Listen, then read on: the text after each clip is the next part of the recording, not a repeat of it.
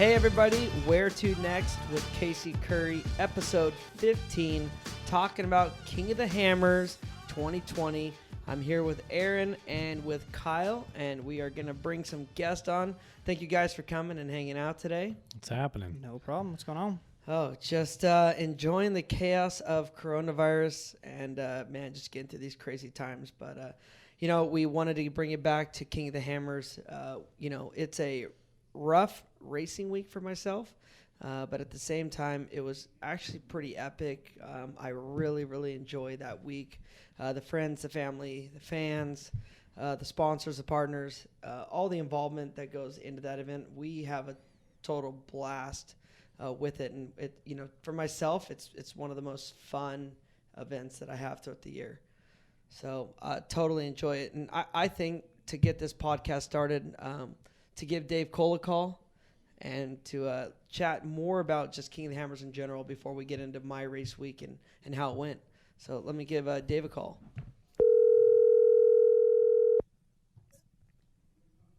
Hey, man. Hey, Dave. How are you? Fantastic. Good to hear your voice. Oh, dude, yours as well. You're here with myself, Aaron Quesada, and Kyle, my media man. It's going down, Dave. Aaron Quesada, the man with the plan. Party guy. We're just sitting here. We wanted to do a little podcast about King of the Hammers. We just basically got online, and it's for me, it's my favorite week of the year. I absolutely love everything with the Hammers, and I wanted to give the listeners a little bit of more. We can talk about my race week later with myself, but with Dave Cole, I wanted to talk about the event as a whole. Like, how does that event go for you? How is it going? Is it growing? The live stream, everything you got going on. I just want to debrief of King of the Hammers 2020. Okay.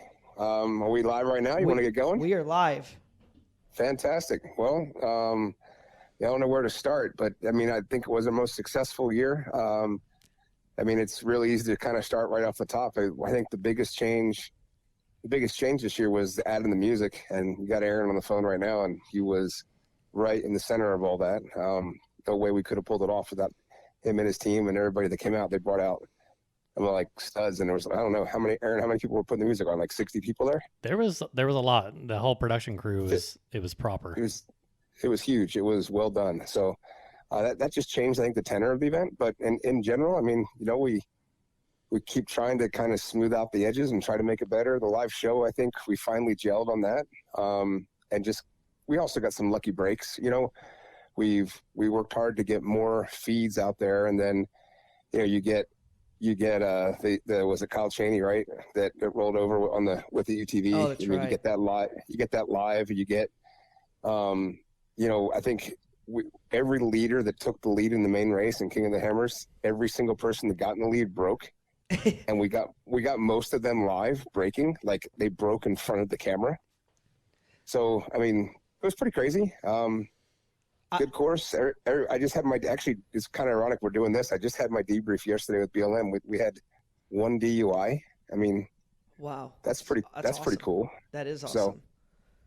So, just in general, I don't know where you want to go with that. Let's set the stage real quick. For people that have never been out the Hammers or have heard of it, but never maybe watched the podcast, let's back up a hair. It takes place in Johnson Valley. It's a dry lake bed. There's no infrastructure out there. So Dave, how long does it take you prior to, obviously there's, all the legwork that goes into it, dealing with the BLM and pulling the permits and all the vendors and stuff. But how long does it really take you to put this on? We're boots on the ground on January 10th for a January. Well, theoretically the gates open on the 24th, but we don't go live till around the 31st. So it's 21 days, 3 weeks solid and it's hardly me. Realistically, it starts out with a staff of I have a 12 core staff, year-round staff. And those guys and girls are there, and that's quickly augmented with about another 15 people. And that 25 to 30 number is there for the 3 weeks. And we just crank away on it. We try to work, reasonable hours, get up in the morning. We have breakfast together around 7:30, and we're done at 5 o'clock. And we try to get a good night's sleep. We might have some cocktails or some shenanigans in the evening, just try to blow the steam off. But you're in the desert and you're with friends, so kind of got to do that. But we try to keep an even pace, and we've got a pretty good program going now as far as getting it done. Yeah, I would say for the people not listening, it literally is a town with fencing, street signs, hospitality, everything. It starts off with the survey, and people don't realize we actually survey it. So it's surveyed out. Now we use GPS. We used to use like the rod and the prism and everything, but we survey it out, and that way and then the fence goes up, and then our staff compound goes together pretty quick. Then we start putting in the electric system because the whole thing's wired. I mean, I don't even remember how many watts of power you guys were pulling for the concert stage, but we basically tripled that for the rest of Hammertown. And we keep fleshing out what Hammertown is. Put the street signs up, start welcoming racers. And even with the power, right? Like you guys actually trench and lay the power into the ground so people aren't stepping and tripping over it, right? Yep. There's power that branches all over. Everything that's basically inside Vendor Row is powered. So, crazy. And then while all that's going on and we're fixing up like town ready to go, actually we called everybody in town's called a FOB. So that's kind of a steal from the military guys. A FOB is a forward operating base, and we treat Hammertown as a forward operating base, and everybody that stays inside the fence line's a FOB it. And then outside the fence line, you got JT and everybody marking course, and they're out there. And people don't realize we usually end up marking course twice because we mark it, and then invariably the next day it's 70-mile-an-hour winds. We have to go back and remark the course again. Always happens. So,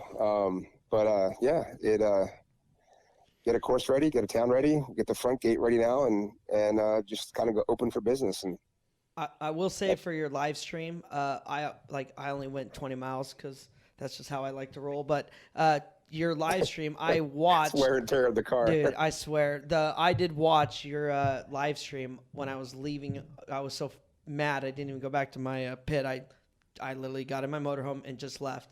But I watched the whole race all the way home, and all those lead changes, like you're saying, they literally were live on TV. When Bailey Campbell broke whatever she broke, you're watching. She lost a water pump, and you're watching the whole thing, going like, "What is it?" And for myself as Currie Enterprise, I'm going like, "Oh, they're under the rear of the car." I'm like, "Tell me it's not a third member," but it was crazy. And then when Cameron Steele got in the lead, and then his front end broke, and then you're watching. For us, you're on helicopter. I could see his winch line that he added to the back of his spare tire. It was dangling out the back, and you could see it. It's like if somebody in his pit could get on the radio, it's going to wrap around one of those rear axles because it's IRS. And sure enough, when he got into aftershock on the last lap, he made him go through that waterfall. They had to go out there and cut that out of the rear axle. And you're like, dude, I saw it 30 minutes beforehand, and they had no idea. Yep. So pretty unbelievable job. I'd say major props to you guys, Dave, and the whole production staff. Absolutely. It's probably one of the best online streaming for any off-road race that we've seen. So the cool thing about that is that has been literally a decade in the making. Because when we started, we couldn't afford TV time. So we just started covering exactly on Pirate 4x4 days. We just put it on Pirate, and that's how we got our name out there. And then, come around full circle, and all of a sudden we're paying more for internet than we were for TV. We are for TV, but the whole that we set up the whole that's another part of the setup, right? We go out and set up all the microwave hops because there's 10 camera locations around the lake bed, around the desert, and they all have a microwave hop that goes to them so that we get that signal back that way, because you can't use cell service; it doesn't work. The only thing we use cell now is like a really crazy cool router that has every cell provider in a bundle, and then we use that from the helicopter. That's how we get live from the helicopter now. That's awesome. But it's pretty cool stuff. Somebody was telling me that your background is your background into that kind of stuff?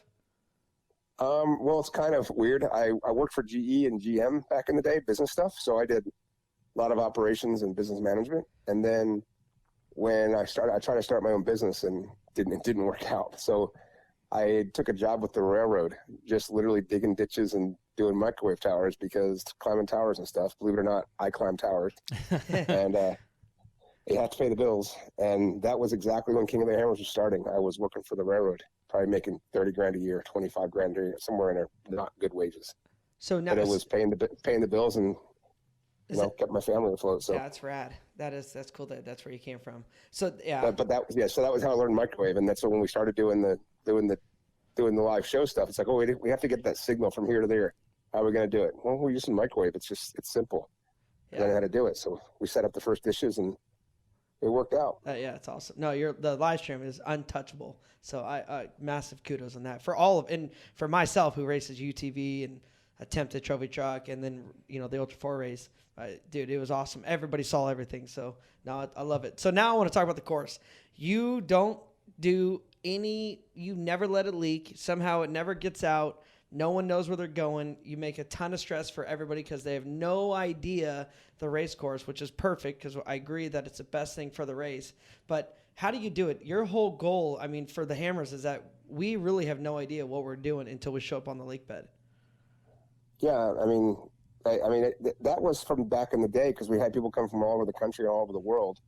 And, back in the day, it's you, Casey Currie, it's Mitch Guthrie, it's Randy Slauson, the guys that are relatively local, that if I release the course in December, you guys will be out there literally touching every rock 20 times, know exactly the line, know the backup line, know everything. Yeah. And the guy comes from Indiana and no chance. I mean, does Josh Weiler, Eric Miller have a chance to go really? I mean, they're phenomenal drivers and incredible cars, but I agree is it on a that. fair is it a fair race for Eric Miller to race against Randy Slauson, who has run the course 30 times in a month? Yeah, no, So, I agree, dude. I think you do a phenomenal job with it. It's the way you do it is we love. It's fun because you got that challenge of how you're going to do it, and we're waiting for the Dave Cole surprise of what twist is going to happen this year. How did you so this year we tried the new thing with having lap 2 and lap 3 be the same trail, but with the option, like you just talked about, Cameron have to drive through the waterfall in lap 3. How did you like that? I guess you didn't make it to lap 3, but I mean, how did you like the concept? I honestly think the concept's great. I like that you add those little twists in there. I do agree that there are certain things that you're so concerned over bottlenecks, and that's my big concern is bottlenecks. But I think the last lap thing, it really helps because it, just like you did, the flow in some of those areas, like you're right, the gnarly bottleneck on what our spooners are out of limits, like going around it on lap 2 made it more a better chance of good racing on lap 3. Yep. So no, I like it. I think it worked from our perspective. It worked out. It's in the end, it's the drivers got to like it. So. Yeah, no, it was awesome. Now, how do you do it, Dave? Like, when do you start deciding on what you want to do for a race course and the trails you want to do and can't do, and the desert loop, what you can do and can't do? I mean, we're constantly kicking around different variations. I mean, it's crazy times. I mean, the reality is, are you doing this podcast if we're not in these times that we're in right now? Who knows? I mean, everybody's kind of doing different.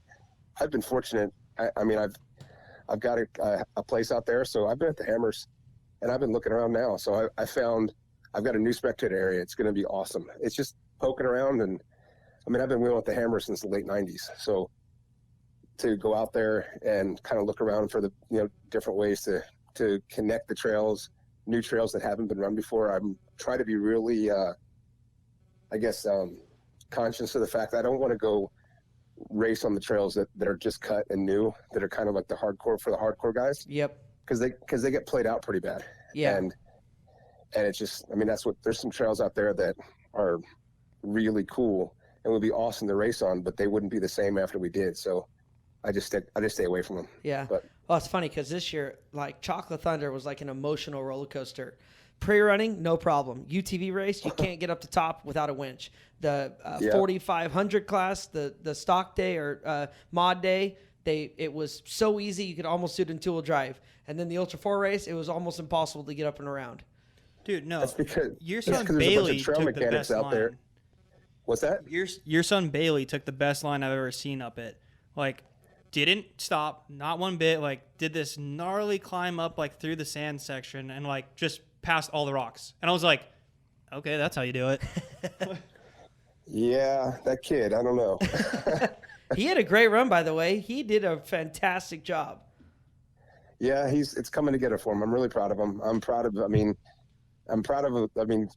You've been around the whole time. I'm proud of him going from the kid to the man that he's becoming, and that's cool to see it. And he's having fun racing too. So now, does he help work on the cars? Does he help his program he's out? not. I mean, we're fortunate to have some guys that do a lot of the wrenching. I mean, he gets in there. He's learned how to weld a little bit, but and he can wrench on it, but that's not his thing. He is, though, running his own business. So kind of pulling a page out of your book, Casey. He's responsible for running his own business. Smart man. He's responsible for going and getting the sponsors. He understands his budgets. He understands what he can and can't race. And so he's pretty quickly getting to the point that he's no longer being subsidized by dad, which is pretty cool because I want to go racing myself. Yeah. Well, don't we all? We're all itching. I was ready. My next race, the first year, like for me, I was super excited to go race San Felipe for Ultra 4. Like that literally was my first year. Went to all my sponsors. I'm going to Ultra 4 with San Felipe. We're going to go down there in a big way. We're bringing everything down, Jeeps, UTVs, to race car. And for coronavirus to hit, man, it was, for sure devastating for myself. Obviously it's devastating. I love what you've done though, by the way, for the October to go down there and actually break some trail, learn how to, open the area up a little bit. Fantastic idea. It'll be November. It'll be the week after the 1,000. Hopefully you can make it down there because there'll be a pretty big social opportunity there. And I know that's right up your alley. So. Yeah, we'll be there for sure. I love that. I love that whole event idea. So, but yeah, dude, Dave, we definitely appreciate you on the whole event as a whole. It for me, it's the best week ever because, you're camping. So at nighttime, like the Baja 1000 or the Mint, right at night, every sponsor that you bring, every crew guy that you bring, they all have to go back to their hotels at some point.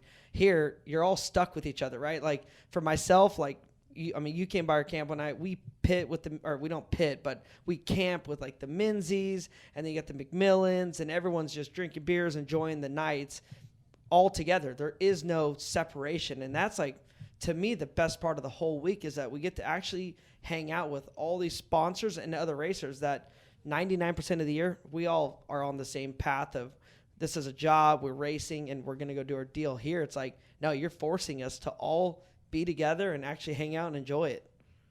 Yeah, I hear you guys have a pretty killer pig roast. Is that true? I did a 200-pound pig on Thursday night or Wednesday night. Well, I'm gonna have to make sure I get away for that one next year. Yeah, we'll do it again for sure.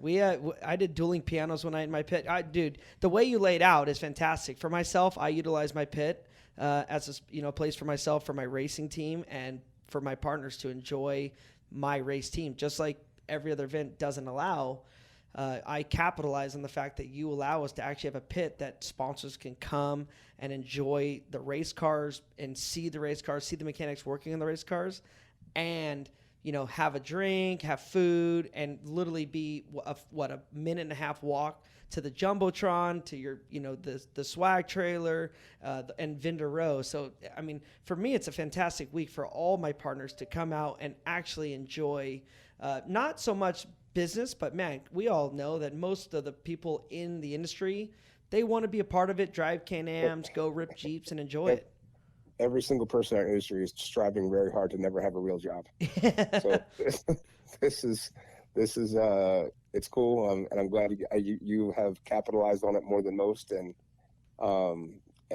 figured out all the different ways to leverage it and make it work for you, for your partners, for your fans, and it's pretty cool to see. It's also cool to see some of the other drivers basically pick up your cue and become better at it because they're seeing the path that you're leading. It's pretty cool. Oh, thanks, man. But even so, 2021, hopefully all goes well and this coronavirus stuff all gets sorted out and we're going to be able to put on events and stuff. But, what would you say, what are you looking forward to next year? Like how does the event continue to grow? I think you pretty much have a race or qualifying like every day for 10 days straight. So, yeah, I think we actually reached the point of oversaturation this year as far as time. It was just too much. And we had, and it's not a knock, but we had the hoopty cross stuff. We had the jump champ stuff. It was just like every second there was something going on. And I'd like to probably just dial it back a little bit and just refine and make sure everything we're doing is like really on point. We dropped the ball a couple times this year, and most people didn't realize it, don't notice it. That's cool, but it makes it hard on the staff. It stretches them pretty thin, and if we can just kind of dial in and really polish up what we're doing. I'm thankful motos came, but we got motos back this year. I think we can still figure out a way to do that. But just kind of dial it in and just hone our craft the same way you guys do racing, right? You go out racing and that worked, that didn't work. Okay, let's do this a little differently next time, and we approach it the same way. We're just trying to make the best thing we can. Yeah, no. Well, as a racer, And I didn't see the flaws, so you did a good job on that front. and the big part of it is, it's not blowing smoke. The big part of it is you guys and all the racers basically stepping up your game too, right? The sponsors are picking up their game. You know, Yep.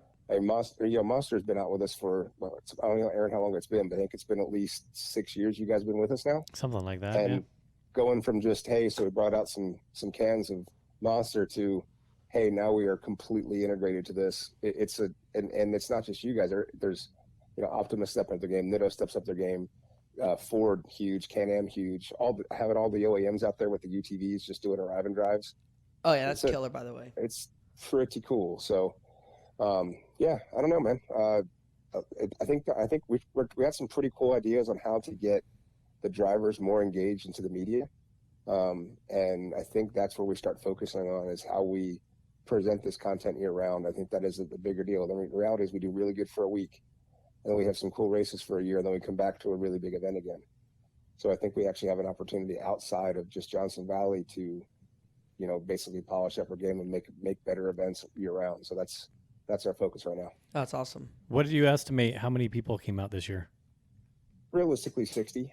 I think we accounted for about 34 through the gate between everything: media, sponsors, drivers, spectators. I think we had 34,000 wristbands accounted for.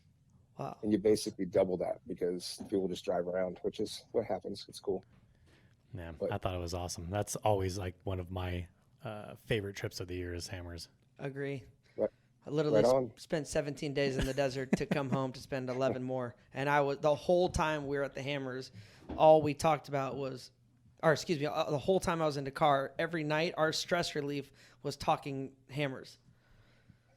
So it was good. So That's funny because we were at the Hammers watching you race the car. yeah. Well, Dave, dude, I appreciate the time. Thank you so much. So Right on. Good thing you got a good thing going here, and you guys have a good day. And we'll chat keep doing soon. Cool stuff. Thank you. If you Cheers. need anything, please let me know, Dave. Yes, sir. We'll talk to you soon. Bye. All right. Well, Dave does a killer job, man. I give it up to him. That whole event to me is it's my favorite event of the year. Like, From putting on events and knowing what goes into it, that would stress me out so bad. Like, well, and Dave does a killer job. the He crazy really thing does. that you got to look at, like over the years, we've seen some of the craziest rainstorms we've ever been a part of. Like driving our motorhomes down that dirt road, super muddy, swampy, semis getting stuck, motorhomes getting stuck. Can't even drive any cars on the lake bed because it's so wet. And then somehow every year, like we end up racing, and like every year the stress is unreal. Like sometimes 230 mile an hour winds blowing through the ripping Snowstorms. So snowed last year. It snowed on us. I mean, to put all that, like, it's not paved. There's no drains. It's you got to live through it. So Yeah. I love that portion of it. And you can always count on some sort of weather, whether it's wind or rain Oh, or, absolutely. I mean, the dust is gnarly out there, and they do a phenomenal job keeping that event like on schedule and going, and it's pretty crazy. I agree. Well, we can get into basically. Well, let's jump in there. You kind of mentioned it. So we spent the first 3 weeks of January in Saudi Arabia in Dakar. Like, what's going through your head? Because you flew back, you didn't even have like a day or it two was home, I think it was 3 days. and total. then you turned around and went straight back out to the desert for Hammer. So Very blessed that my guys took care. Before we left in December, had the big plan of what we were gonna do, what we're gonna race, how we were gonna attack everything. The goal was to make this a more fun year. So we were gonna race UTV in the beginning, race the Ultra 4 on Friday, done, and in between go drive Can-Ams, drive Jeeps, and just kind of enjoy our time. And so I mean the week started out epic. Like, man, we showed up to the Hammers, and it was all about pre-running in Can-Ams, and we just went out and had an absolute blast, like ripping the Can-Ams. Dude, I think we drove the whole race course in Can-Ams, and we were just having a good time. Me, my brother, we actually went out with Bryce Menzies for 2 days.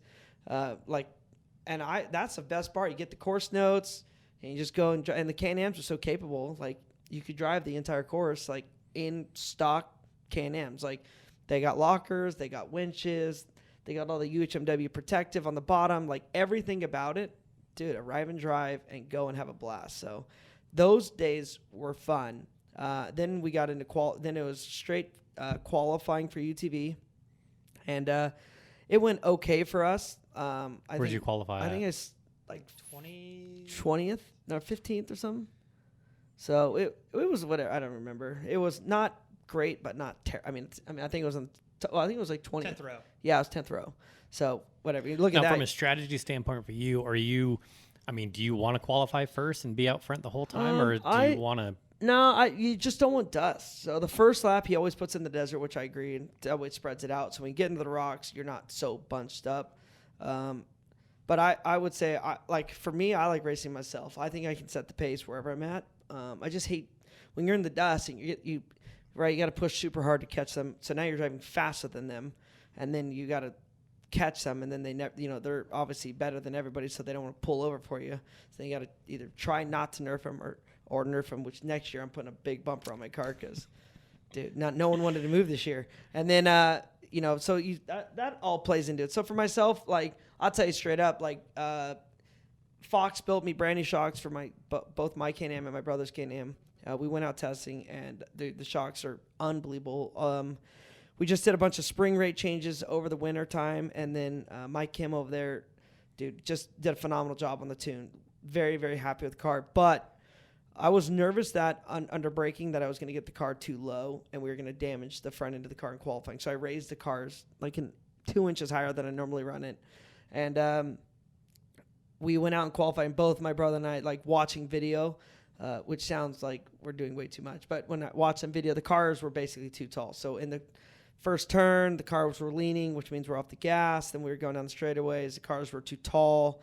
So they were soaking the bumps okay, but basically they were topping out versus, basically using all the travel. They were just sitting there top out. Then when you're climbing the hill, like now the car's so tall, it was wanting to dart back and forth because it wasn't in the middle of the travel. So I think we lost a little there, but whatever. So we fixed that. We lowered it back down. So the next day was the race, and we lowered the cars back down, got them to where they were. And, man, I felt good. Like, I felt in the car, like, when we started that race day, we set a good pace. And, we in the UTV race, to make it more enjoyable, I don't try to get too gnarly with notes or anything. Like, it's not like I'm racing the trophy Jeep. So we try to have more fun with it. We got the course. We just go out there and drive. Like, what we can see is what we're going to drive. You're never going to drive. A Can-Am stopped so quick that I feel like I'm never going to be in a situation where I'm going to go blow the thing off a corner and crash. So we went out, and I think we drove from 20th. We were in the top 10 by the end of the first lap. And from there, I think we were getting the top 5 area. And then I got into the rocks, and we had no issue. I got one flat tire, totally my fault. Sand wash right before aftershock. Just smoked a massive rock, just pushing hard. We were having a good day. Helicopter was just over me 3 minutes before that, so I was ripping in the sand wash. I got a problem, everybody. We could be very blunt. If the heli's on me, I'm going to drive it at 125% on the edge, but anything to make dirt flying and make it look real good for everybody. I really enjoy going fast, and hey, if there's a heli over me, screw it. I'll put the little extra in.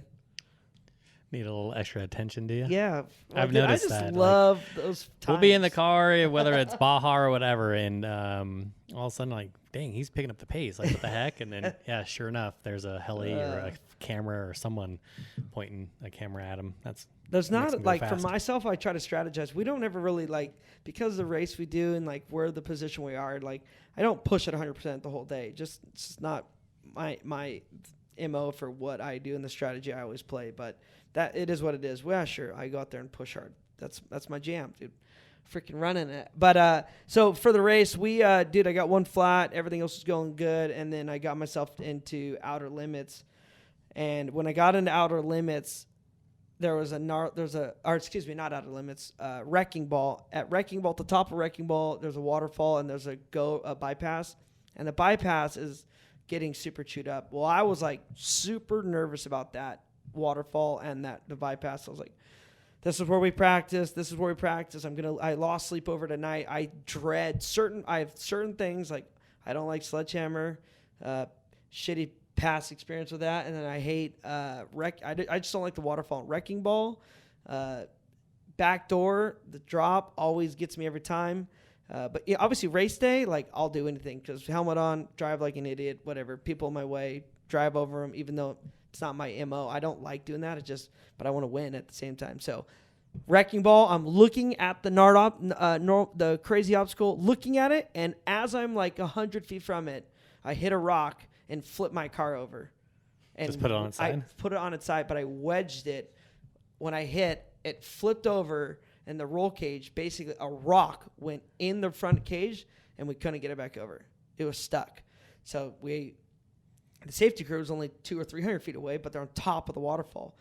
By the time they walked down, got down safely, got to us, trying to pick us up, and over, they couldn't. The car was wedged on a rock. Finally, like, dude, it probably felt 20 minutes, but it was only probably 4 or 5 minutes.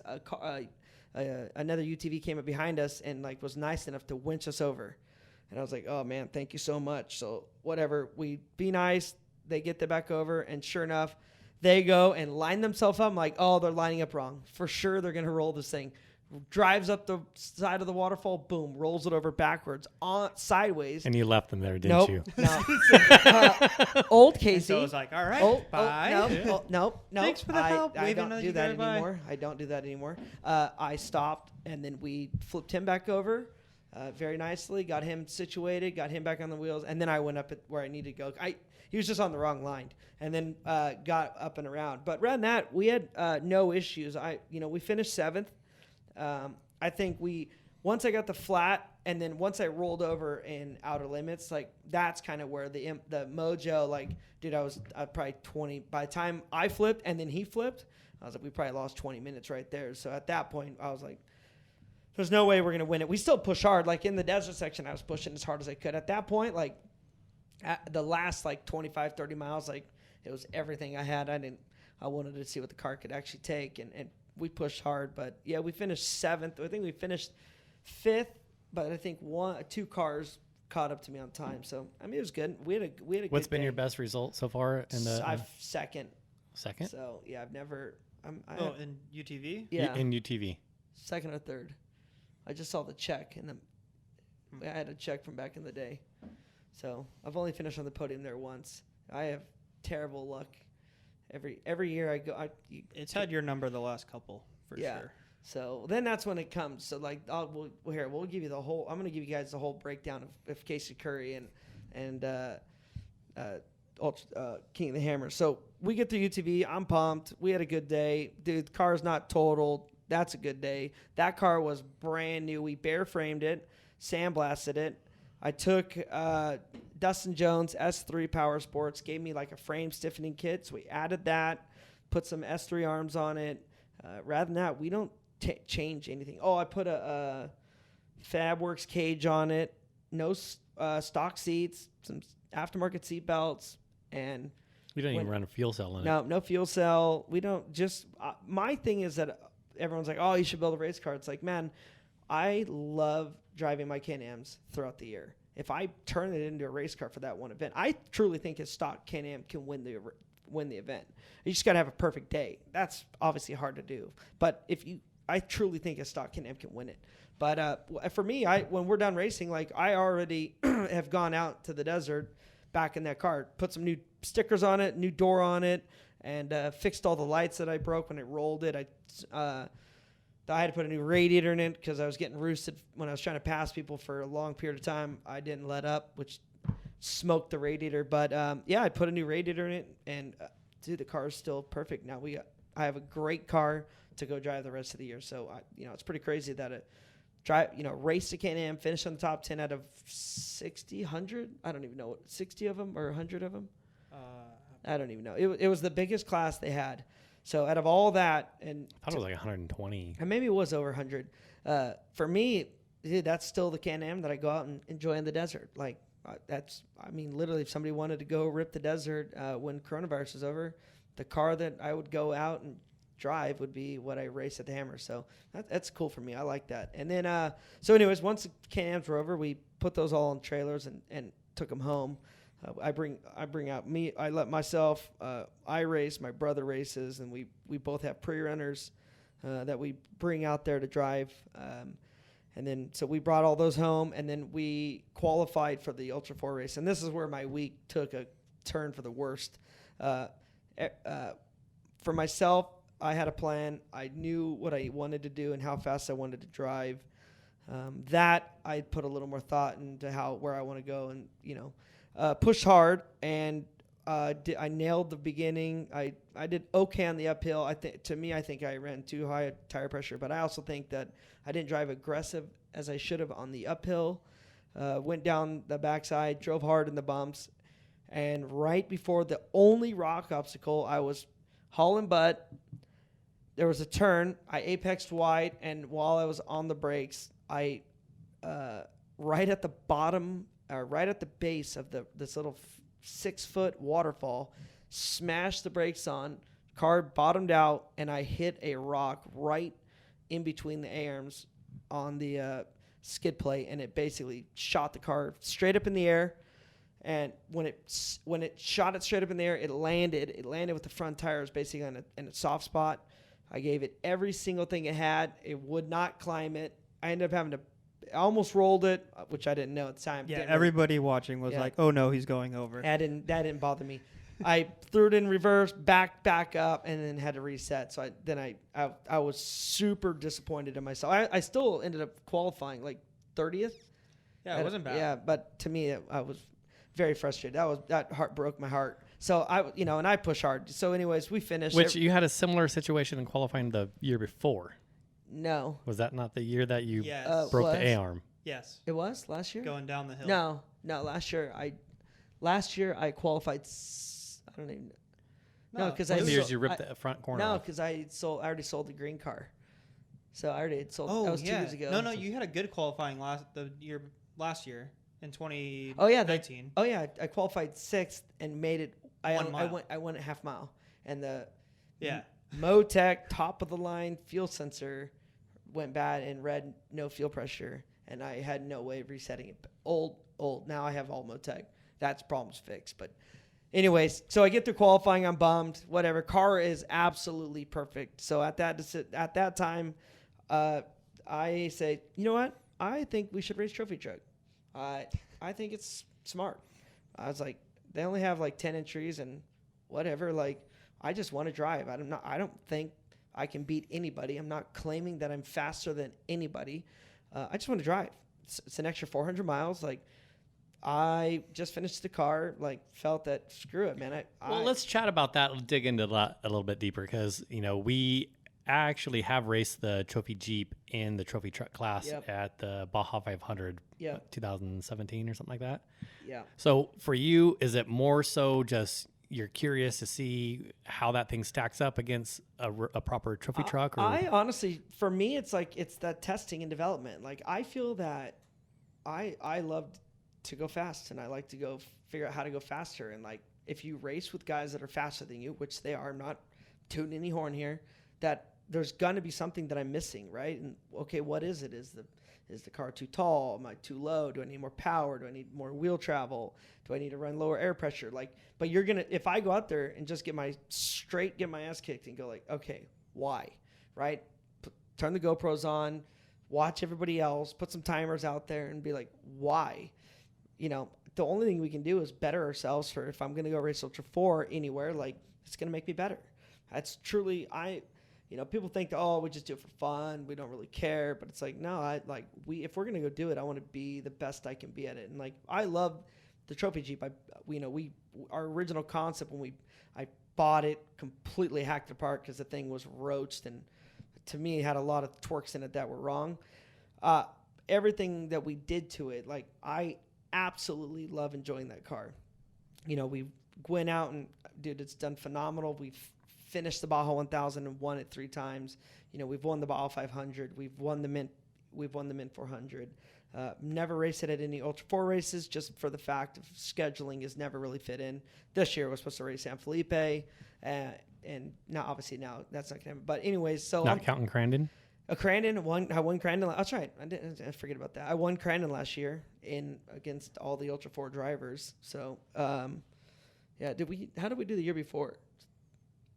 I can't remember. Anyways, we won this year. It was fun.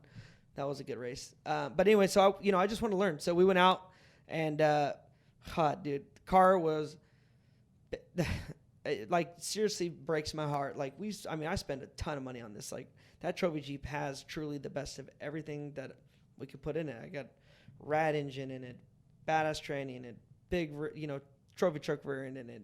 I got all Motec, James Lynn, blah blah blah, every sensor known to man, everything you could buy, like backup camera. I mean, we went all. I just didn't want to have what happened in 2020 or 2019 is I went 1 mile and a sensor went bad and I didn't have a way to reset it because of the way I had the car wired.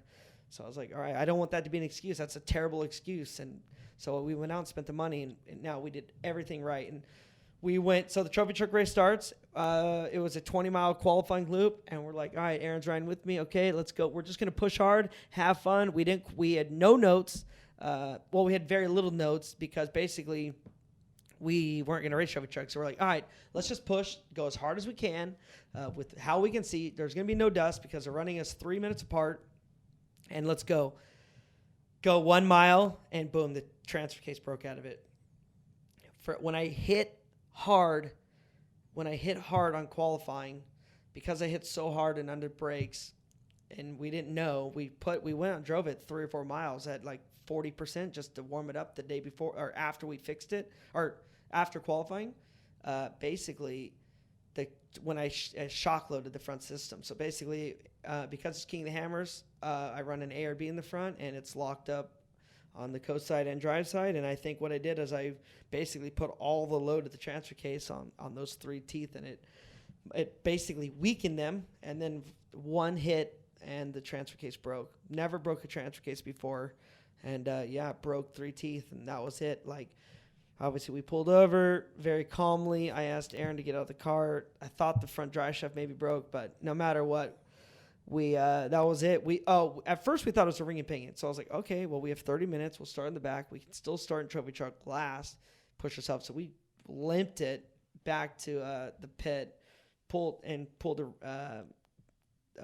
the fill plug off the rear end and spun it, and nope, ring gear's perfect. That's not the problem. And super, super bummed. So anyways, it was a T case, and I didn't have a spare, but Jason Blanton walks up, and he's like, dude, I have that same T case if you need another one. I was like, dude, yes. I don't have a spare with that same ratio in it. And I was like, man, I got to race Ultra 4, and I still want to do very well at Ultra 4. So went out and bought a T case off him. Now my guys, mind you, to get ready for the so Ultra 4, we run UHMW on the bottom, UHMW on the sides, bigger skid plates. I called the guy that preps the car, Paul Michelle. Hey, change of plans. I'm racing trophy truck. I need you to. This was the night before. I was like, hey, I know you were supposed to come down on Thursday for the Friday race.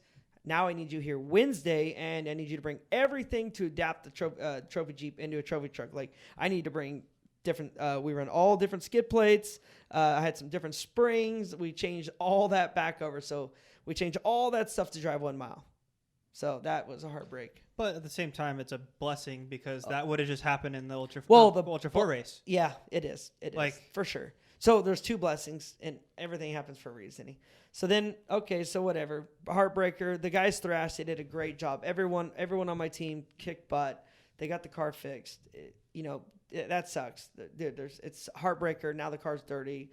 Everyone's bummed. Everyone's coming by asking questions. Everyone's getting up in there. So that was a bummer. But so the car got fixed. Dude, they did a great job. No problems. Everything shifted fine. Super pumped on the car. And at that point, are you stoked that you got your bad luck out of the way with the trophy truck race? Like, looking forward to. I mean, my thing was, I was looking forward to the trophy truck race because, like we talked about as a team, like, hey, let's go out here and push it as hard as we can. If it breaks, we'll fix it. And I have mostly, everything but a motor. Actually, up until this race, before this, I had a spare motor, but we have everything spare. I'm like, basically, if we break anything, we can put a new everything in it. I lost a motor at the Ball 1000, so I don't have a spare anymore.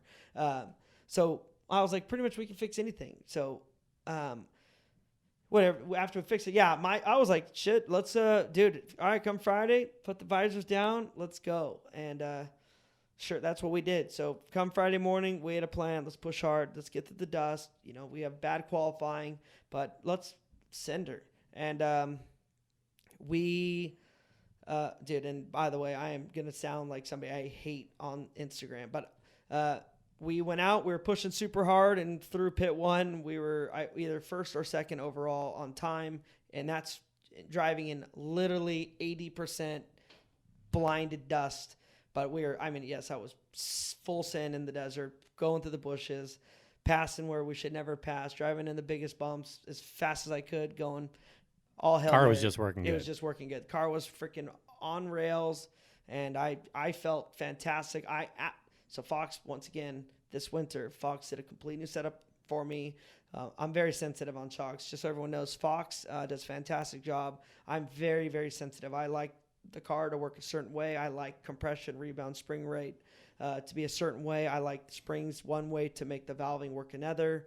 And, you know, Mike Kim over there and all the guys at Fox that do everything, like, they really do a good job with my car, right? I'm a mid-engine car with running four-wheel drive all the time. So it's a very unique car to have to set up to work in the bump. So they do a great job. So, yes, first 20 mile, we got through main pit or pit 1 on King of the Hammers Day. Dude, we passed like 7 or 8 cars. Dude, we are ripping. The car is working amazingly. And sure enough, all of a sudden engine starts making noise. Nothing on the sense, nothing on the Motec. And I was like, dude, no way.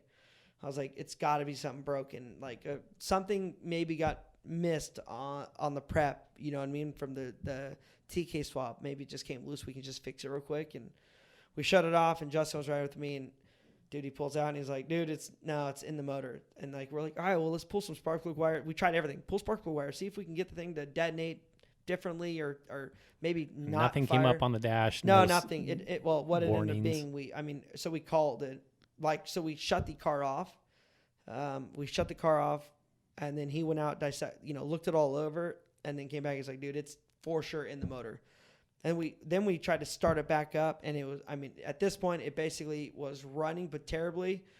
And then we're like, we tried to start it one more time, and it completely locked up. So what it did, a valve broke, and when the valve broke, then it started just smashing the piston, and then once it started smashing the piston, it basically broke the piston, then everything fell down. So it was done. That was it. So luckily, we were in a good spot because it was like I could get towed out of there quickly. But that was a total heartbreak. But the good thing is that motor would have broke. If I didn't, catch 22 to everything, technically the transfer case broke at a perfect time. But if I didn't race the trophy truck race, that T case would have broke in the Ultra 4 race. So I was going to DNF that no matter what. And that would have been a bigger heartbreak because there's a lot more people there on Friday than Thursday. And then for myself, the bigger part is like, if for any reason that I didn't get to do any shakedown before Ultra 4 San Felipe, the motor would have let go 20 miles in to San Felipe. So now I'm going there with the new motor, new transfer case. Well, even if you did shakedown, if you only did like a couple miles, you still would have. Yeah, it could have. Well, and that could have been the other thing. Maybe it was a week before the race, and then I lost the motor. Now I had to pull the motor out and had a motor rebuilt in 5 days. So everything happens for a reason. So total bummer for myself. I was heartbroken. Everybody puts so much work into that thing. That thing is a beast. It's a lot of work to keep it running. There's a lot of moving parts, and it was just a total heartbreak. The car's been phenomenal, and I only have problems at the Hammers. I've literally broke at the Hammers every single year we've gone, and I've never. This is the furthest year. I went 20 miles this year. I went 20 miles this year. I went 1 mile last year, and I ripped the corner off the car qualifying the year before that. So I don't know. I don't know what I got to do different at the Hammers, but I've never made it to the rocks. I've never driven the Trophy Jeep aggressively in the rocks. Yeah, I mean, and I want to. I mean, I've driven in the rocks pre-running. I mean, I drove every trail. I went out in November of 2018, and we went out and tested, did the whole deal. But yeah, man, just a bummer on that. So the racing side of it was tough. But on the event side, like for myself, for anybody that's listening, you guys want to come out, like it's probably the best week you can have. For us, you can come. We let everyone hang out at our pit. We enjoy the time. We camp out there. We have a fire every night. It's our time to actually hang out and enjoy everything. Not racing. We don't get to camp very often. We had the Menzies, and they had 40 people, and then for some reason we bring an entourage everywhere we go. We probably had 50 people. It's terrible. Well, you have something going on like every day. Like it's not, we have this day off and we can just go chill and go on a play ride. And like every day you pretty much have something going on. And actually kind of leading into someone else that had something going on every day. We're going to give Cameron a call if you want to give him a shout. Give him a shout. That dude, I think he raced every race, didn't he? Yeah, he is. That was a gnarly deal. Hey, Casey. Hey, Cameron, how are you? Doing good. Doing good. How about you? Dude, we're doing good. You're actually with Casey or me, Aaron Quesada, and Kyle, my media guy, on my podcast. Hey, what's up, podcast? We are discussing 2020 King of the Hammers. We had Dave Cole get on, do a little brief about King of the Hammers. I had a terrible week. And then we're like, dude, there's only one guy that raced more than I did, was leading the Ultra 4 race. I was watching on the live stream because I was already on my way home by the time you had your problems. But, man, we just wanted to give you a call and tell you, first, you're gnarly for doing what you did, and we wanted to hear how it went for you. I appreciate it. Thank you. It was gnarly, but I was so stoked to do it. And the real bummer of the whole thing was that I either broke or did something to my thumb and my wrist the night before the first race. So I was incapacitated the whole time. And that really made it tougher. But to be honest with you, it really only bothered me in the UTV. And then after I took a couple days off, because I heard it the night before the UTV race, but it wasn't like it bothered me a bunch.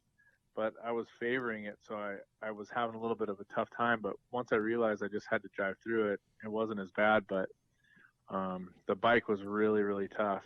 But I had a great week. I have so much respect for everybody that races out there. And after announcing there for, 7 of the 10 years or some stat like that, I really wanted to race. And once we raced the T1 there, I was like, okay, well, we need to race more. And I had an opportunity the year before to race 4,400.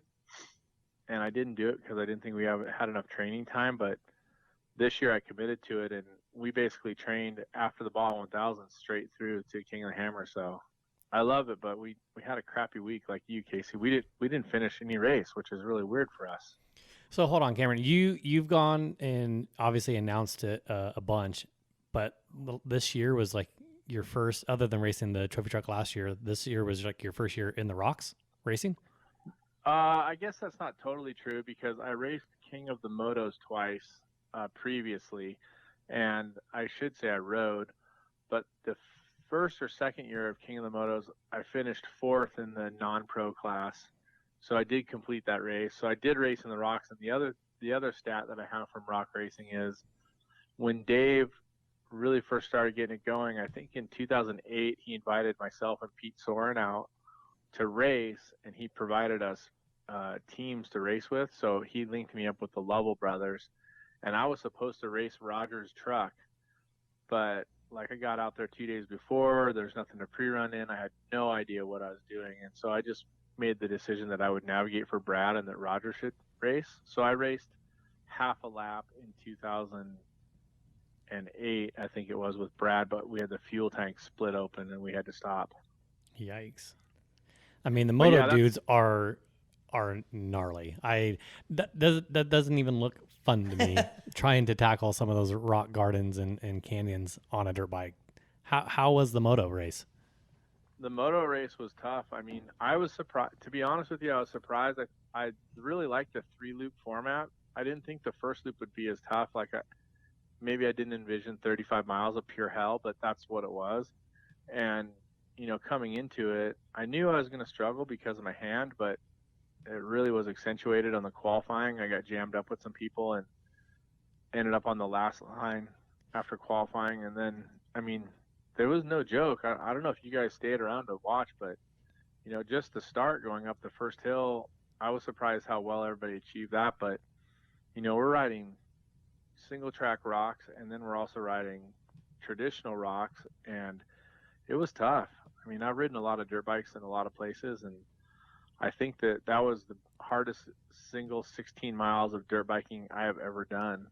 Well, even at that point, like the moto race was the last race of the event. So the very last day, you've been out there for several weeks, I'd imagine, pre-running and getting ready for it.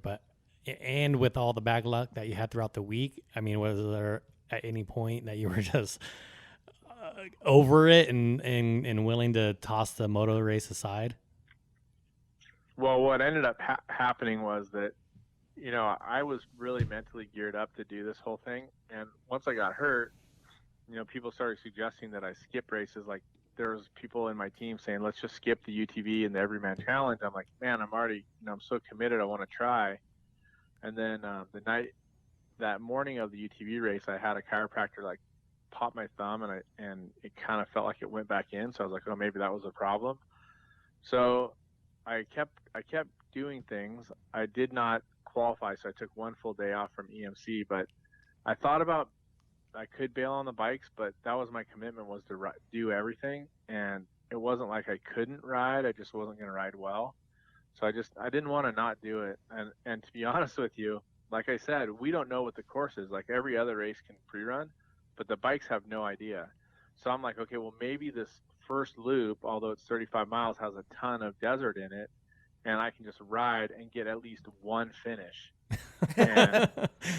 And I was like, after crapping out on the 4400 race while leading, I was like, okay, well, I can't not race the bike race. I got to at least try. And I thought I'd get that finish, but, it was a combination of things. I had a, I'm kind of a ding dong. I ran a setup on my bike that had grip heaters, and it's something that I run all the time because I don't like riding in the mornings when it's cold. And when we were testing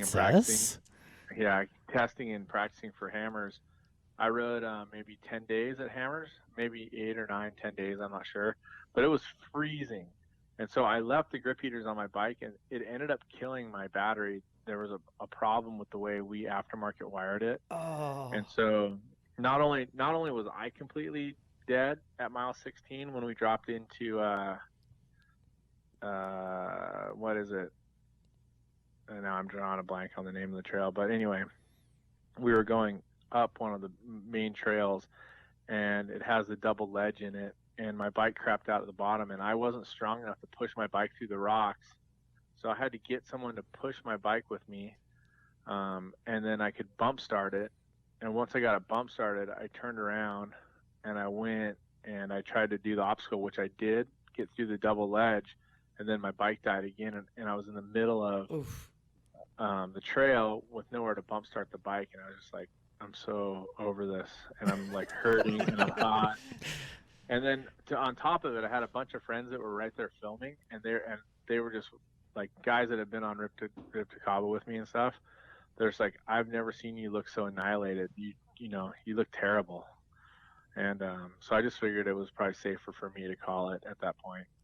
Such a bummer. So, yeah. You put so much into it, and when it doesn't go your way, it's such a disappointment. So, okay, so just real quick, how gnarly is it? Because now I'm like, maybe I should try to ride motos next year.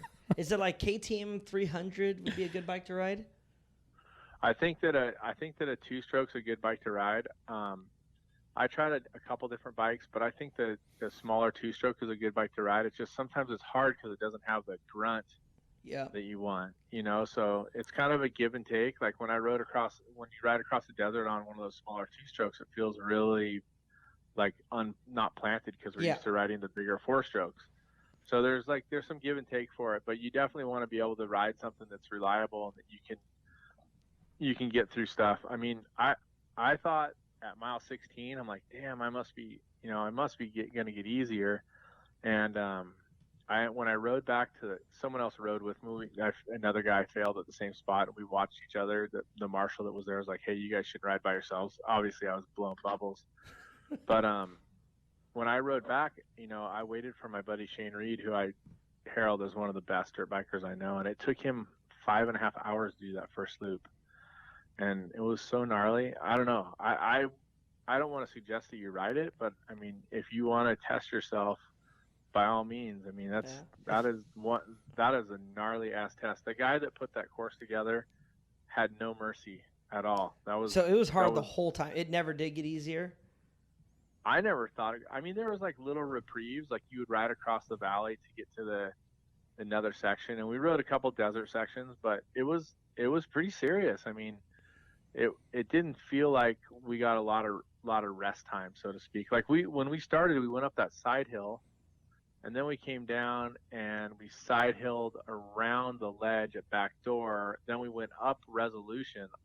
And going up Resolution on the bike is no joke. No. And then at the top of that, we had to turn right onto a single track and go over the top of the hill, kind of where the bypass is, but just a little bit further up. Then you dropped across the desert slightly and you did a 5-mile rock single track along the side of the hill. I mean, it was like, they were like kicking you right away. I mean, there was no reprieve. I mean, I may be a big sissy, but none of that sounds fun whatsoever. Yeah, I think it would have been fun if I hadn't been hurt, and I didn't want to complain, and I tried not to say anything, and I was kind of bummed because Dave said that at the drivers meeting for the EMC that my hand was broken, but I was trying to keep it totally quiet. I just wanted to see if we could have Bailey Drive qualifying because I wanted to take the day off and try to let it rest and see if I could ice and Cairo it, get it to some kind of semblance. But how did you injure it? Did you injure it while you're out there? Yeah, I just figured that I should pre-run everything, so I pre-ran Backdoor in my Can-Am, and I stuck a little bit, and I loosened my seatbelts, so I could see a little bit better, and jammed my thumb. My wheels didn't spin, I didn't get my finger in the steering wheel. I actually my body weight came forward, and I just hyperextended my thumb on the wheel. Oof. It was really weird. I can't really tell you exactly what happened. Dan Fresh and I were over there at the same time. Both of us kind of hurt ourselves. And then after that, I talked to a few people, and they're like, "We don't pre-run Backdoor." I never did. I've never pre-run it once. I didn't want to say, but you were one of the first people I came over because we had a little problem, and I came over to get some help from you.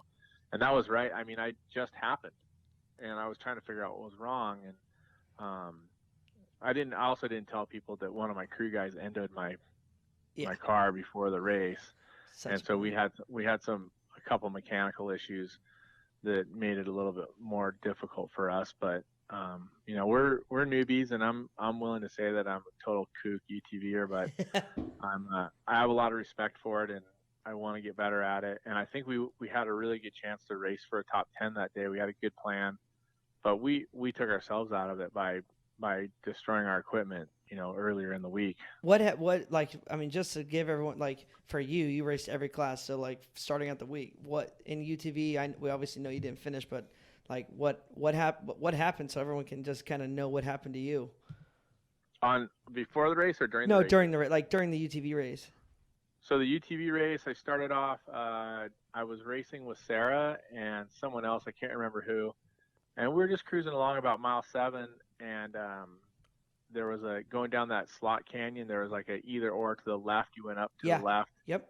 Or you went down in the slot to the right. I went to the left, and I dug the outside wheels, and one of the problems was that when the car got wrecked, that it didn't have front wheel drive all the time, and I think that I tipped over there. I know I tipped over there, and it took us quite a while to get flipped back over. We actually got tipped back over by Bryce.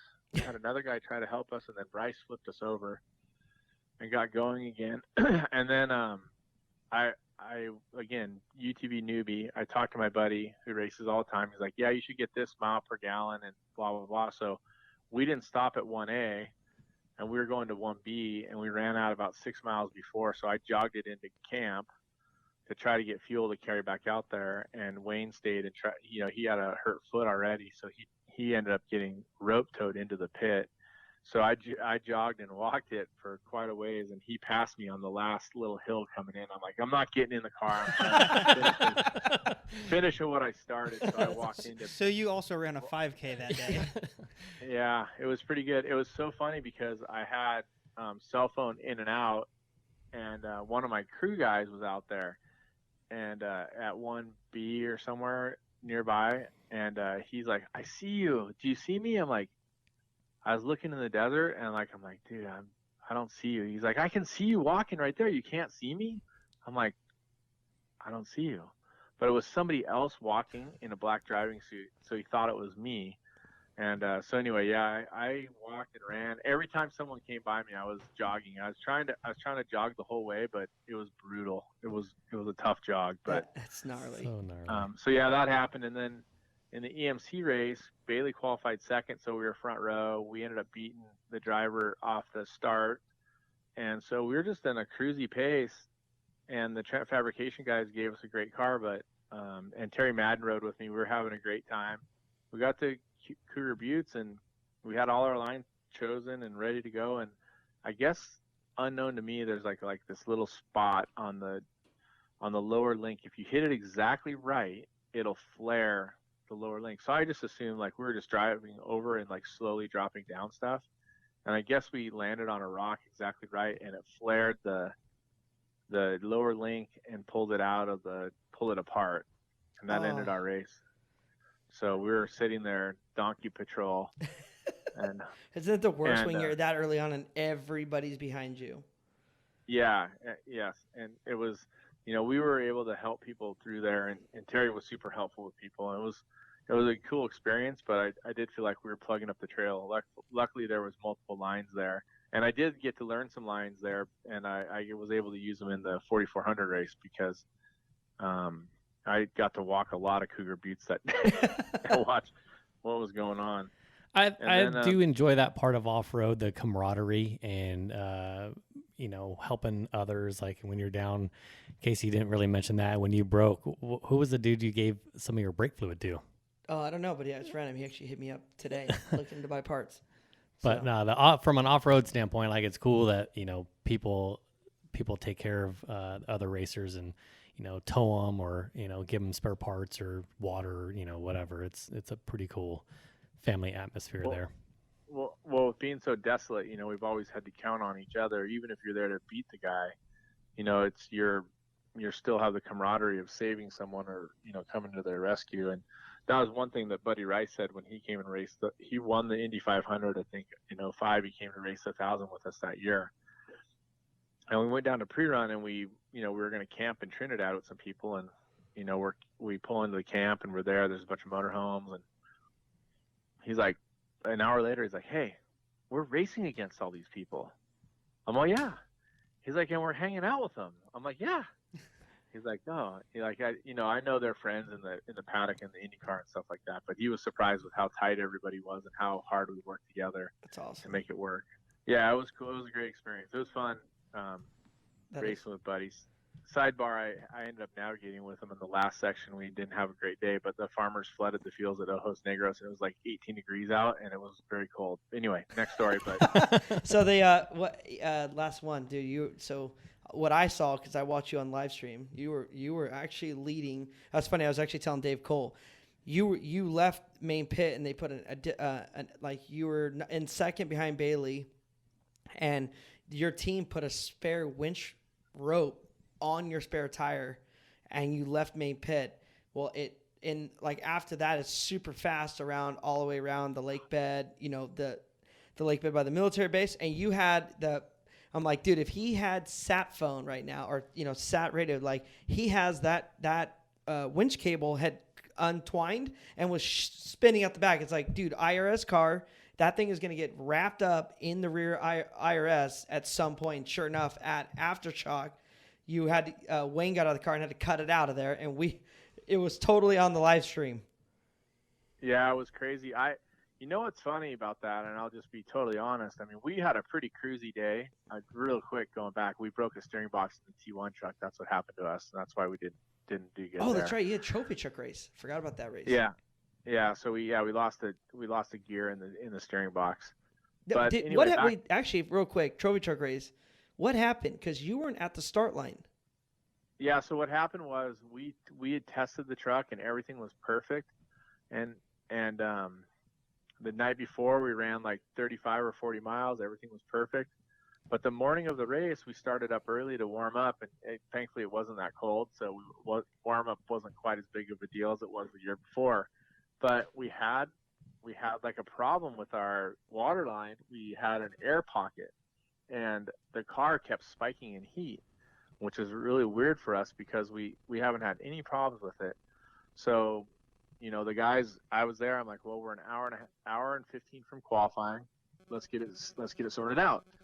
And so they couldn't figure it out, as you may have seen pictures, but we had a giant boom crane there on one of our service trucks, and they lifted the truck up both ways. We tried to bleed it out, and they couldn't get it to work. They couldn't, nothing, right? So I said, okay, I'm going to go to the start line. If you guys get it ready for qualifying, come over. And then, of course, qualifying came and went. And then we got a start position in the very back, and I'm like, well, we're not going to make it. But then the car showed up, and I'm like, okay, awesome, it's fixed. And then I get in the car with Cody, and I'm like, what did you guys do? What was fixed? And he didn't say anything. I'm like, hello? He's like, nothing. We didn't fix anything. I'm like, what do you mean you didn't fix anything? So we're sitting there at the start line, and if you were right there, we were starting and stopping the truck, like, so it wouldn't get hot because it was getting hot. And so our commitment was we were going to start, and hopefully it would go away. And honestly, we started like 5 minutes before we started it, and it got boiling, started to get hot. We shut it off. And when we moved into start position, I was like, okay, well, we're just going to have to go for it. And we started going, and it never got hot. It was the craziest thing. It snapped right back to perfect. Wow, that's awesome. Yeah, and then we ran from the back, and we ended up hitting a rock and getting a flat, which is really unusual for us. We haven't had a flat in I don't even know how long. But so we flatted, and we changed that, and then got going again, and we were running pretty good. Like our split times were pretty good. We weren't being super aggressive, but we were moving up, and then just all of a sudden the steering was out. It wouldn't turn, which is always scary. And thankfully we were going 24 miles an hour instead of 124 miles an hour when that happened. That is scary. And guess what? It happened at Cougar Buttes. We were stopped right there, right next to it, same spot. So yeah. Oh. That was... Yeah, rubbing salt in the wounds. But anyway, yeah. So, but back to the 4400 race. Cody Wagner and the Lasernut guys, they're super good dudes. They talked about it the year before. This year we made a huge plan to go. When Wayne asked for that winch cable or whatever or have it put on the back because we had changed the tire, I was like, no. I'm shaking my finger at people. Don't put that on the car. And because I knew you can never strap anything on the car that's going to stay, right? Yeah, no. I mean, it takes like a miracle to put something on the back of your car, especially like a winch cable or line like that. Yep. So that's what ended up really costing us. And as you saw, I don't know what the time frame was, but when we were in Aftershock, we made a commitment that we would drive up Aftershock and we would take just an easy run at it. And if we had a good position, we would just get out and winch it and not thrash on the vehicle, not put that much pressure on it that late in the race, because really it was the only place on the race course that we were thinking we would maybe have to winch. And, I was okay with the plan. And, we were chasing Bailey, and we weren't really being very aggressive. And we came over the rise, and she was parked on the side, and I was like, oh, damn, okay. And we were one of the very few people who actually did go out and pre-run that new trail out there.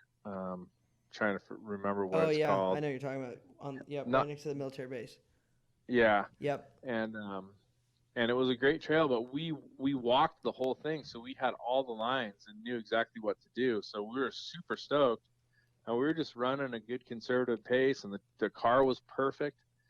And you know, for me, I obviously I never expected to have the steering break out of it, but that's, you know, the aluminum piece failed, but that piece being wrapped around the axle and CV, I mean, Wayne was out there forever working on it. I'm like, well, what in the hell is going on? And there's another guy that was broken there came over and told me that the winch line was wrapped around the CV boots, and I was like, oh crap. So then, you know, Josh got right up with us, and we were getting back in the car, and Josh went by, and we raced with him. And I think that we had him covered on speed in the desert, so we didn't need to race him so much in the rocks. I think I got a little racy at the bottom of Chocolate Thunder, you know, all the fans there and stuff. It happens. And I thought we had a possibility because he was kind of jamming up there on the right. I thought we were going to get right through and could make it work. And, you know, I think it was a cool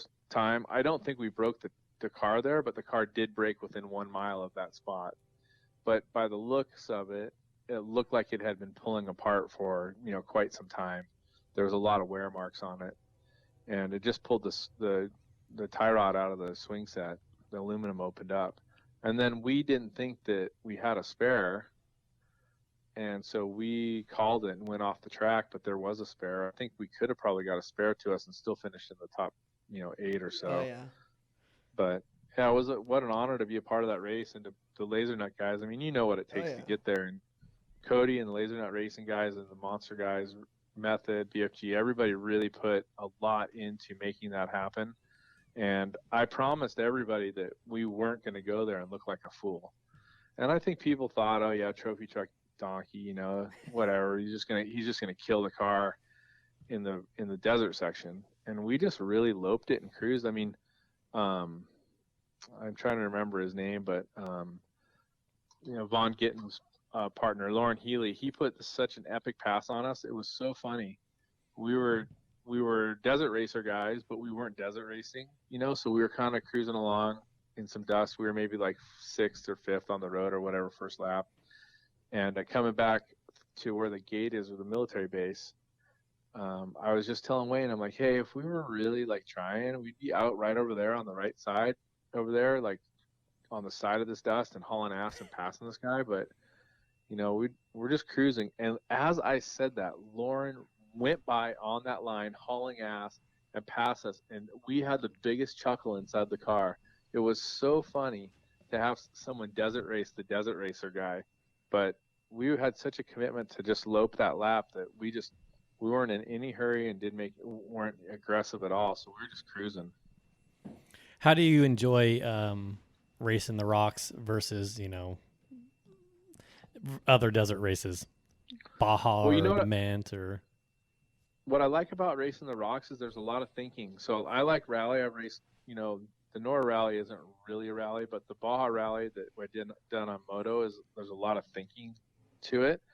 And that's what I really liked about the Ultra 4 and the King of the Hammers, is that you can put a lot more thinking into it on your lines and stuff like that. And I don't think that, I'm not saying there's not thinking in trophy truck racing, because there is. It's just obviously something that we do every day for, you know, every race for 15 years. So it's maybe a little bit less cerebral, but I really enjoyed the fact that there's some thinking that goes into it, and making sure that you do the right lap. I mean, there's people that miss the lap turns and stuff like that, both in T1 and in Ultra 4.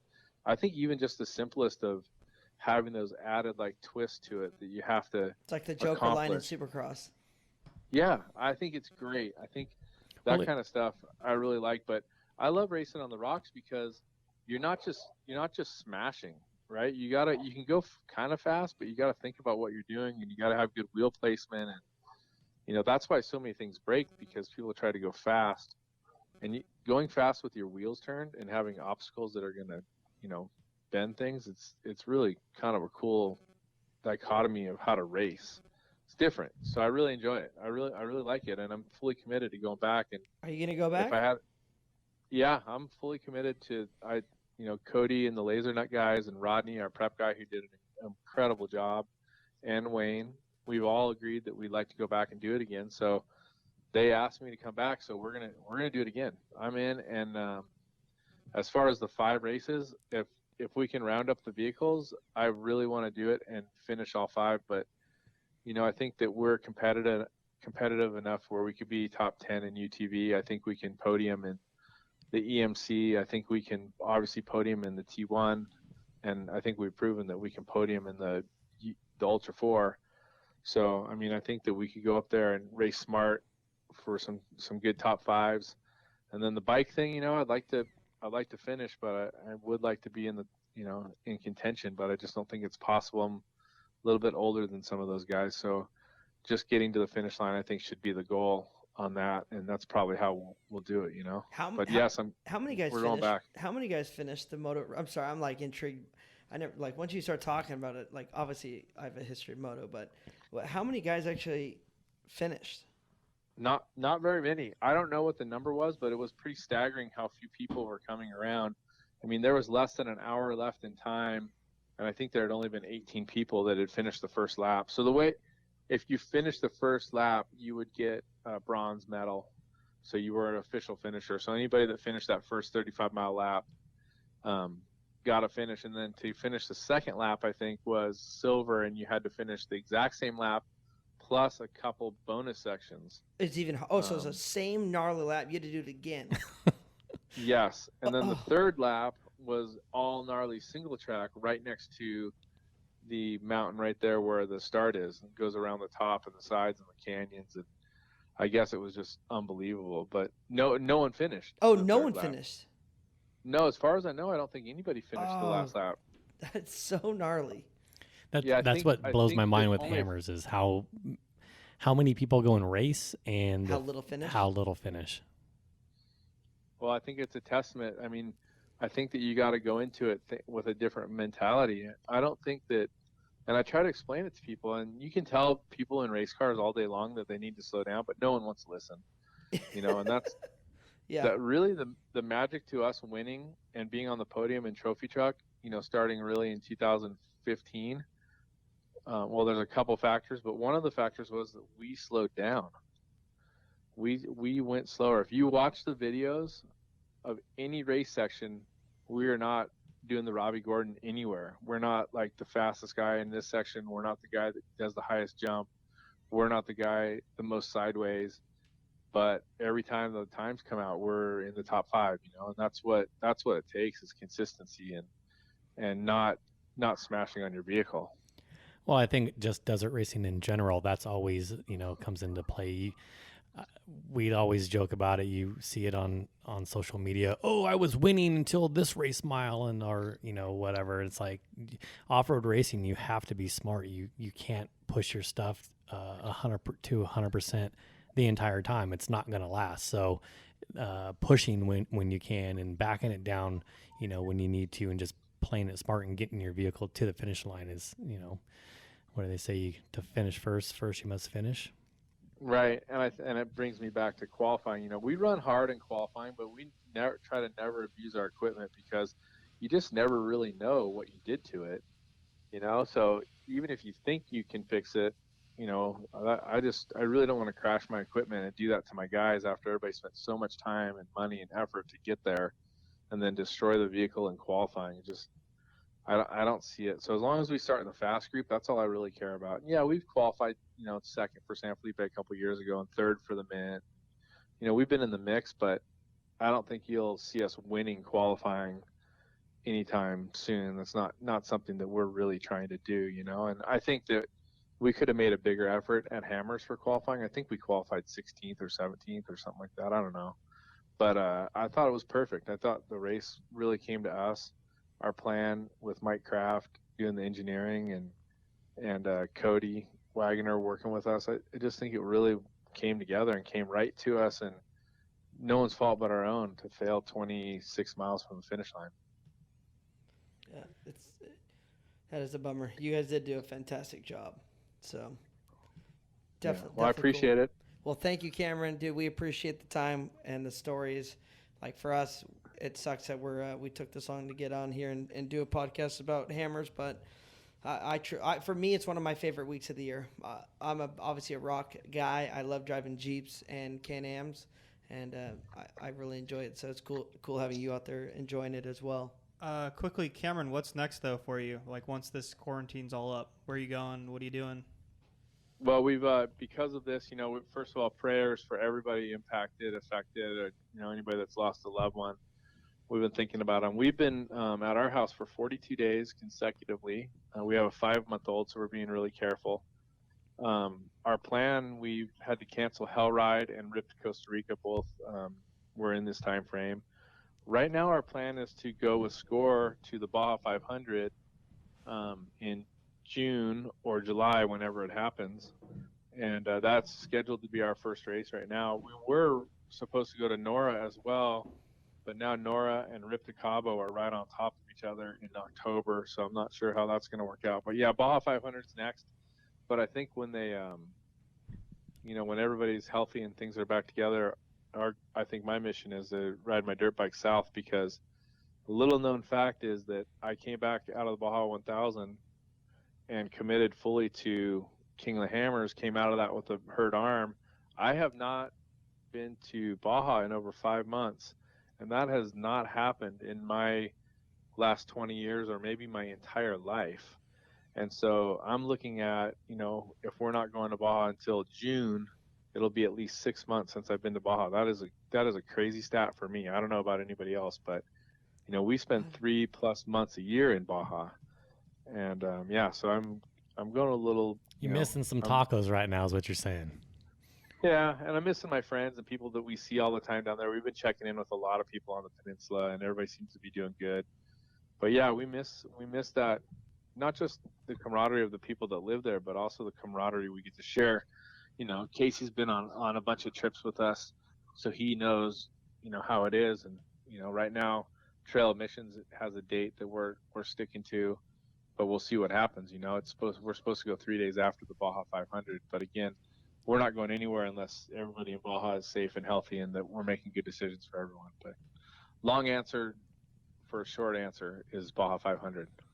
Awesome.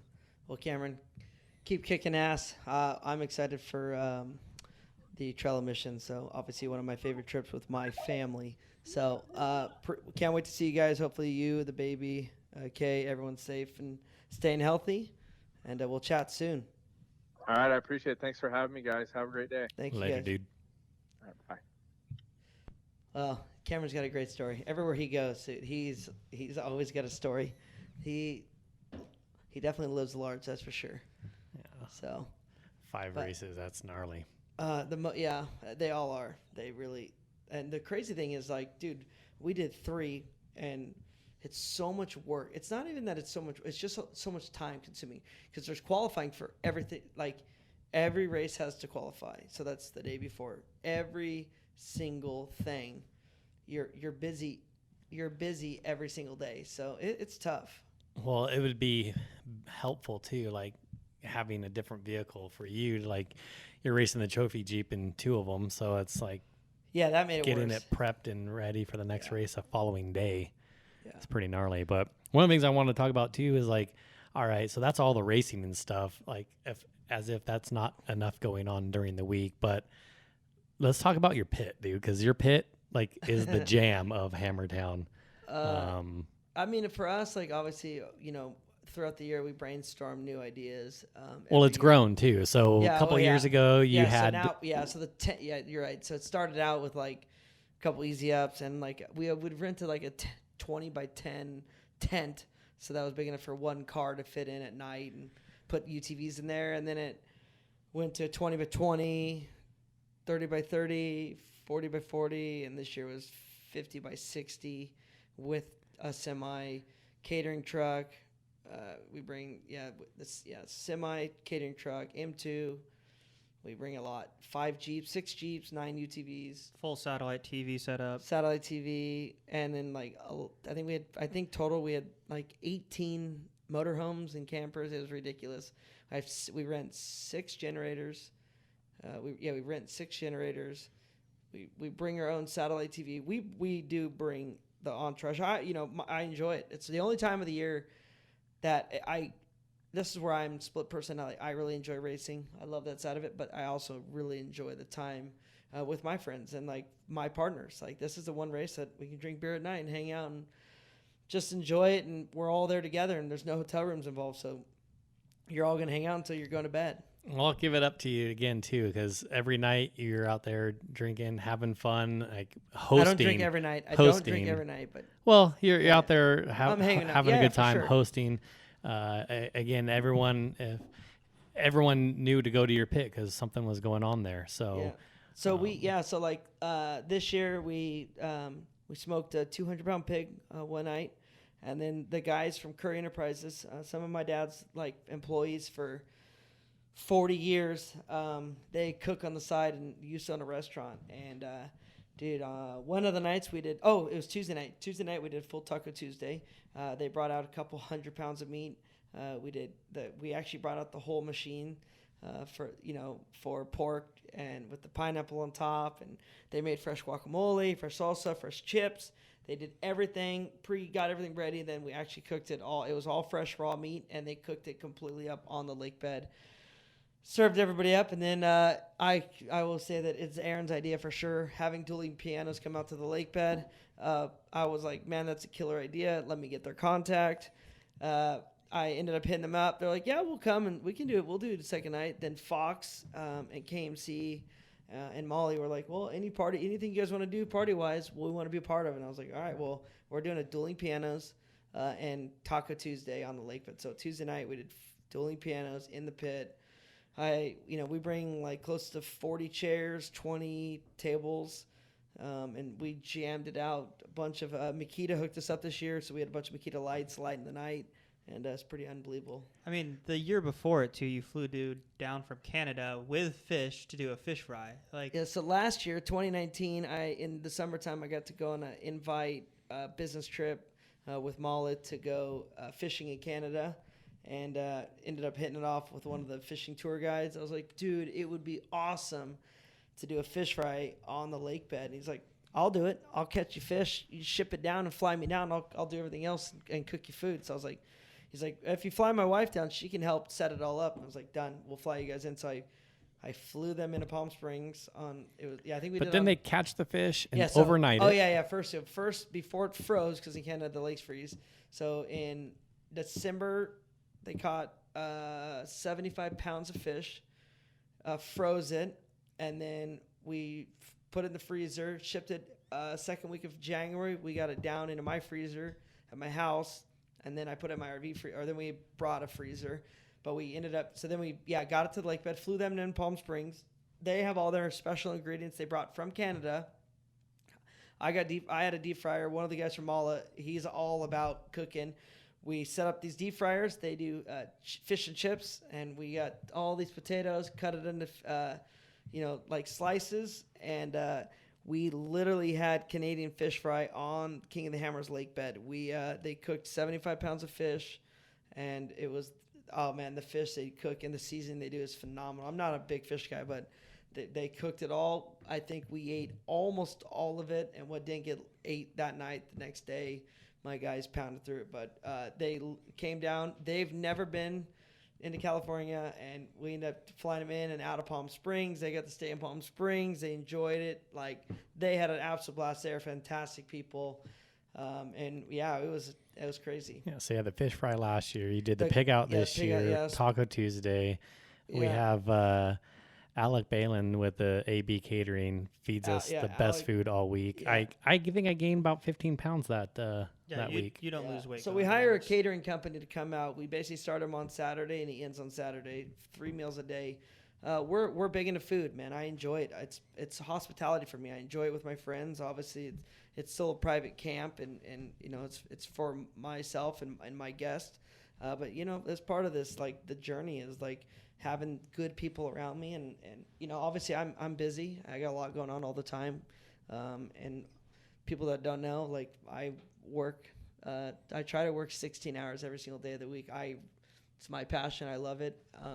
So for me to get that's my time. Well, like Cameron's saying, those are when I can hang out with my people and not have the work stuff going on. Like, it's the greatest times ever. So yeah, we do it right, and that it's the only event that we can do that at. There's no other event like Hammers. I mean, we go to Dakar, but that's a different ball game, different mentality, different mindset, and it's just not the same. So, same time frame, but nothing even in common. Again, Hammers is one of my favorite events of the year. It's just nothing matches it. Like it's the racing is awesome. The live stream, you can watch it. That was when we were pitting for you in the UTV race. We were at the pit 2 out in the desert, and we were sitting there watching the live stream on your phone, as you guys are coming through and racing. And so just be able to keep up with what's going on in the race, and watching some amazing footage is pretty rad. Yeah, no, it's a good time. I'm already excited to go back. I want redemption. I really want to win it in UTV, and I want to finish in my King of the Hammers car. At this point, a finish is a win for me. I've gotten second at the King of the Hammers twice in Ultra 4, in the big 4400 class, back in the heydays, and just had crap luck since. I'd probably drive it too hard or whatever my bet. Right now, not even driving hard. Things just haven't even gotten 20 miles in 3 years. So I don't, and nothing mechanical in the car outside is broke in the last 2, all internal. So it is what it is. But yeah, it's an absolute blast. Ready to go back, and man.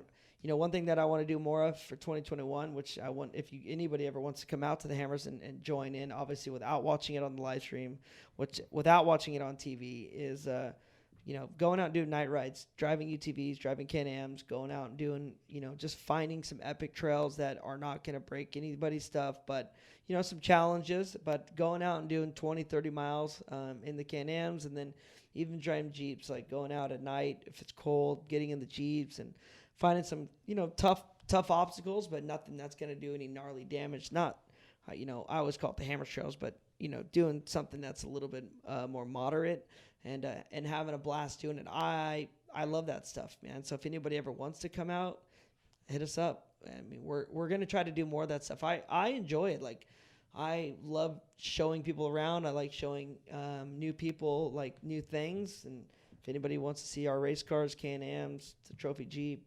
pre-runners, the Jeeps, like, we put everything on display for everybody to see, and we try to stay all together, so that way if anybody wants to find us, they can. So we really enjoy it.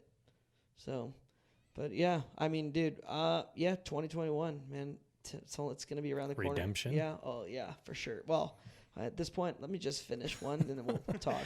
I want to race again, all of them. I want to race trophy Jeep. I want to race trophy truck. I don't care. I just want to drive.